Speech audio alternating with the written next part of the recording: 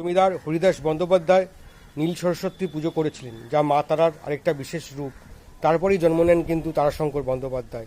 তাই তারাশঙ্কর বন্দ্যোপাধ্যায়ের বাড়িতে নীল সরস্বতীর পুজো হয়। সামনে সরস্বতী পুজো। নীল সরস্বতীর পুজো কেউ হয়তো সেই অর্থে করেন না, কিন্তু নীল সরস্বতীর প্রতি খুব ভক্তি ছিল তারাশঙ্কর বন্দ্যোপাধ্যায়। 1962 সালে তারাশঙ্কর বন্দ্যোপাধ্যায় জ্ঞানপীঠ পুরস্কার পান। তার আগে তারাশঙ্কর বন্দ্যোপাধ্যায় তাদের বাড়ির পূজারী গৌরীশঙ্কর ভট্টাচার্যকে বলেছিলেন, ভট্টাচার্য মশাই, আমি জ্ঞানপীঠ পুরস্কার পাবো তো?